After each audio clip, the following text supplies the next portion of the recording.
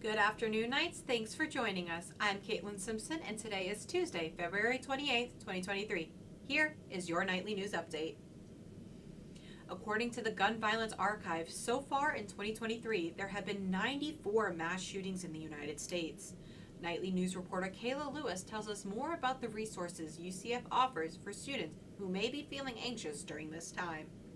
So I would say always be aware of your surroundings, to be aware of who you're with, to be aware of where you are. On February 13th, a gunman opened fire on Michigan State University's campus, leaving 3 students dead and injuring 4 others. UCF sent out an email to students on February 14th addressing concerns students may have after this shooting and listing resources. The day this email was sent out also marked the 5-year anniversary of the Marjory Stoneman Douglas shooting. Vice President of Student Success and Wellbeing, Adrian Frame, says there are a variety of on-campus resources for students. Our campus is rich with resources, it's also rich with people, and those people can be our best help in circumstances that keep our campus safe. She said that CARES is a good place for students to start if they aren't sure of what services they are in need of. Those folks can determine what you're facing, what you're struggling with right now, and then line up the resources available to you as a result of those concerns. All of these resources are offered free to students. UCF Cares, Wellness and Health Promotion Services, the UCF PD, along with CAPS, are all great resources available right here on campus for students. CAPS Assistant Director of Outreach and Prevention, Vanessa Stein, says that CAPS provides resources to help with anxiety and stress. There are support that they can get in counseling, learning different techniques or strategies to help kind of calm some of those anxious thoughts. CAPS has a 24-hour phone line, and students are also encouraged to go online to explore all of their options. In Orlando, Kayla Lewis, UCF Nightly News.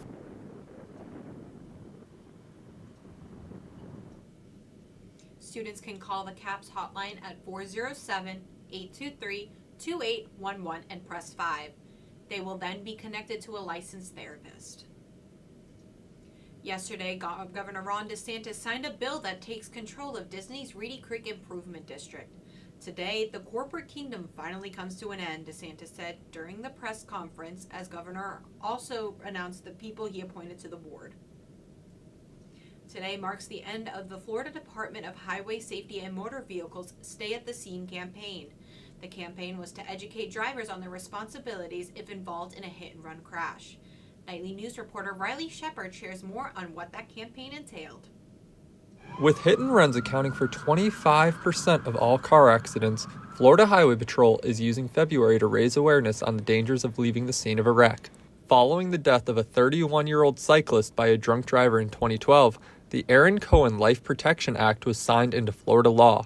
Named after the late father of 2, the statute imposes a mandatory minimum sentence of 4 years in prison if a driver is convicted of leaving the scene of an accident resulting in death. Lieutenant Tara Crescenzi, Public Affairs Officer of Florida Highway Patrol's Troop D here in Orlando, says honesty is the first goal from those involved. But when it comes to hit and runs, there's a family that has experienced a traumatic tragedy, and we want to make sure that they have closure. And the one way of doing that is to be able to have all the information about their loved one and what had happened with that. According to statewide data, Orange County has seen 651 hit-and-run crashes as of February 18th, with 194 of these resulting in injuries. If you have information on a hit-and-run crash, you can report it by dialing star FHP or report it anonymously by calling Florida Crime Stoppers. Marshall Platt, who was struck in October while riding his bike, says drivers should be forced to retake their license test every few years. Either 4 or 8 years, have a retest, to recertify, drivers. In Orlando, Riley Shepard, UCF Nightly News.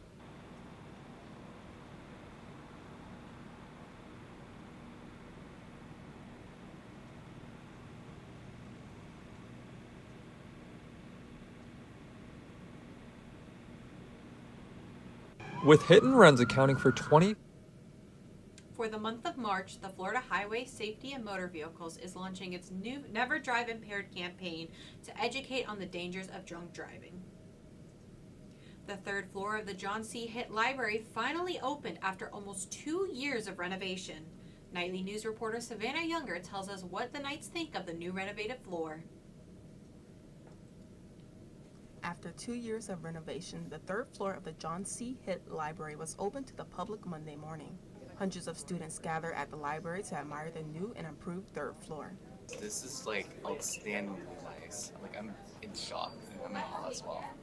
The floor has 520 seats, 70 desktop PCs, and additional 30 group study rooms that include seating, whiteboards, and big screens. There are 2 new conference rooms in the Suite 360 Study Commons where registered student organizations can book for meetings online. Librarians say that they hope with the extra seating here that the other 3 floors of the library won't be as crowded. Quite a few students here say that their favorite aspects of the third floor is the amount of charging stations located here. In fact, there are over hundreds of outlets located on this floor, such as these hidden right behind you. Now I can actually sit down anywhere and not really have to worry about, oh my god, is my laptop dead or not, so I can just charge anywhere. The new restrooms have a larger capacity, which includes a baby changing station and free tampons and pads located in the women and new family restrooms. Art lovers can gaze into the Guinness colorful stained glass window as well. I appreciate just having a really nice background. It kind of calms me when I study, and it allows me to focus better. In Orlando, Savannah Younger, UCF Knightly News.